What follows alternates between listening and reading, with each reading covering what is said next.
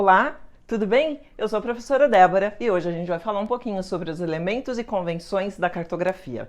Você já começou a estudar um pouco sobre cartografia, um pouco mais agora que você está no 6º ano, certo? Mas para isso a gente vai dar continuidade com algumas informações que vão ser bastante úteis para você entender melhor essa nova linguagem que você está aprendendo.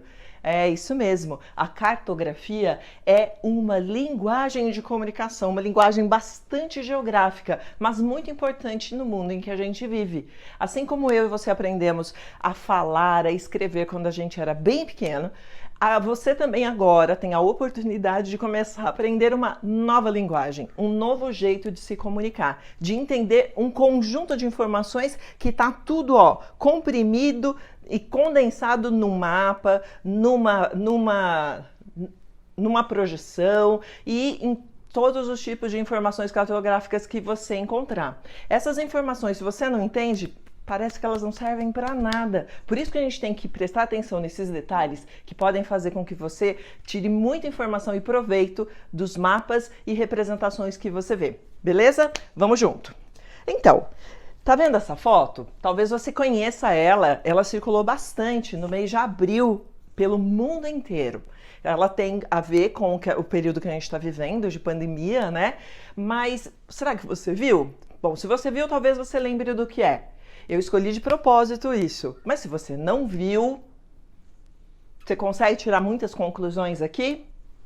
Difícil, né? Você consegue ver que tem montanha, que tem neve, um monte de neve, até por isso tá bem branquinho ali em cima, né? Tem uma vegetação, uma construção aqui, mas para por aí, né? E é um dia de sol, um dia ensolarado. Bom, porque tá faltando um monte de informação. E agora? Como você acha que ficou?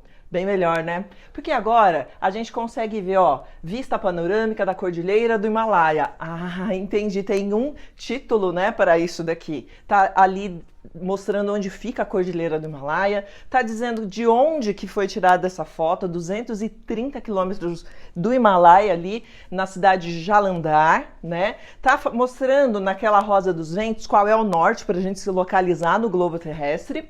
Também tá mostrando a fonte e tá contando aqui nessa legendinha de que há mais de 30 anos o Himalaia não era visto de muitas regiões da Índia. Em Jalandhar era possível ver o topo da Cordilheira do Himalaia até 30 anos atrás. Só que com a produção industrial, muito uso de carros e poluentes ao redor do mundo, essa região ali tinha uma concentração de poluentes que foi ao longo do tempo não mais permitindo que as pessoas vissem o Himalaia. Com a pandemia, diminuição dos poluentes, diminuição da produção industrial, diminuição do uso de automóveis e outras fontes poluidoras também, foi possível ver o Himalaia novamente. Pronto, com alguns elementos você consegue interpretar a imagem e, mais ainda, ter uma utilidade para ela, entender e utilizar ela para o seu aprendizado, seu conhecimento. Entendeu a ideia? Bom, a gente vai fazer a mesma coisa com os mapas, com os planisférios, com todas essas informações de cartografia que a gente vai ver daqui para frente. Bom, aqui a gente tem um mapa do Brasil, não é um mapa político como a gente costuma ver, né? Mas o que é esse mapa? Bom, de novo, a gente tem esse problema, né? Não tem informações. Vamos ver agora? Olha só. Pronto, agora sim. A gente tem um mapa físico, viu? Eu coloquei um título para ele. Ele também tem a fonte. Olha só, ele mostra onde fica o norte. Exatamente. Ele tem uma legenda aqui que tá por cores e ainda mostra, nesse cantinho aqui inferior esquerdo, mostra também onde que o pontilhado são rios, que aquele acúmulo de azulzinho tem uma represa, tem área inundável, tem um monte de informações que você vai lendo na legenda e vai descobrindo. Talvez você já tenha percebido que tudo que é azul é uma representação de líquidos, ou seja, dos rios e lagos e mares, oceanos. Então, por isso que a gente nunca deve utilizar azul para representar qualquer outra parte do globo terrestre, a não ser para representar águas, tudo bem? Aqui tem uma outra informação bastante interessante que aparece principalmente nos mapas físicos, a hipsométrica. Olha só, uma gradação de cores.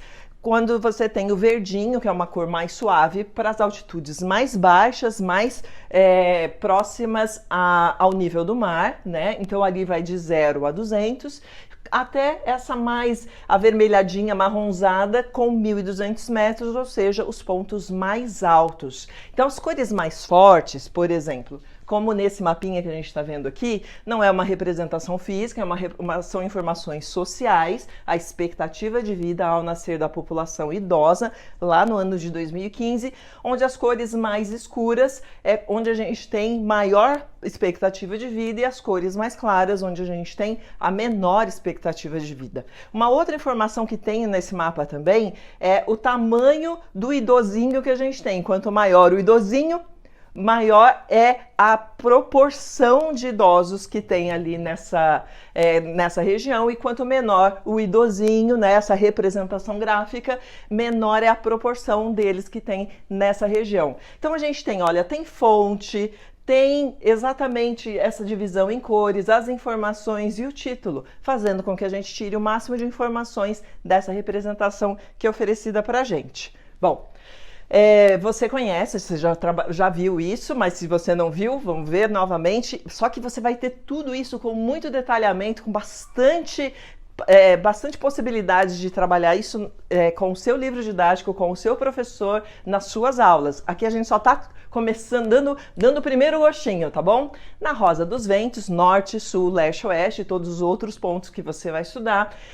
Por que ela é bastante importante? Primeiro, para a gente localizar, certo? A outra coisa, olha só, a gente mora no Brasil, beleza. A maioria de nós moramos ao sul da linha imaginária do Equador. Só pouquinhos de nós, de vocês, moram acima, ao norte da linha do Equador. Para quem mora ao sul da linha do Equador, é importante você saber onde fica o norte na hora que você vai mudar para uma casa. Talvez você não tenha essa preocupação porque você mora com seus pais, com seus responsáveis, mas olha só, a minha casa, por exemplo, a gente pode chamar em arquitetura, em engenharia, a minha casa de face norte, ou seja, ela está voltada para o norte, que no caso aqui é nessa direção. Olha o que acontece, o sol entra pela minha janela todos os dias pela manhã. Já o final da tarde, eu não tenho sol entrando na minha casa. Por quê? Porque ela é face norte. Você quer mais detalhes? Você vai ter isso um pouquinho mais nas suas aulas, tudo bem?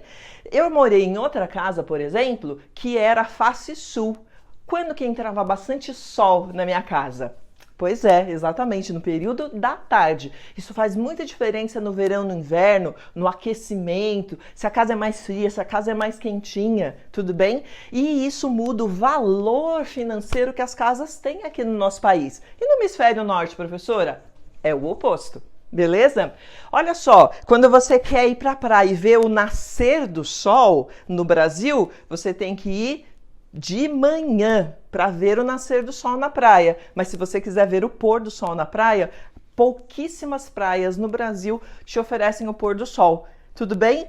Você vai descobrir também o porquê. Pôr do sol, com certeza, na praia, você vai ter lá no Chile, tá bom? Presta atenção nisso depois. Aí, uma outra coisa importante que a gente falou que precisa ter no seu mapa é a escala. A escala é a informação para mim e para você de quantas vezes aquela realidade foi diminuída. Por exemplo, aqui a gente tem um carro dessa fábrica, né, desse modelo, 2 carros aqui diferentes, onde a gente tem o carro original, grandão aqui, e tá vendo aqui a miniatura? Ele foi reduzida muitas vezes para ficar desse tamanho. A escala é a informação na régua gráfica ou também você vai ver a numérica de quantas vezes essa realidade foi diminuída para que você pudesse estudar com a imagem ali no seu livro ou no seu computador, como aconteceu nesse carro e como aconteceu com essas bonecas. Conhece American Girl? Eu achei linda essa boneca. E olha só, elas são aqui tá a menina real e aqui a bonequinha bastante reduzida, que é o que a gente faz aqui também com o nosso planeta. Aqui uma imagem do que seria o planeta real e aqui uma representação para a gente estudar o globo terrestre. Bom, tem mais um monte dessas informações na sua apostila, nas suas aulas, então aproveite bastante, estude bastante e aprenda muito. Até a próxima! Tchau!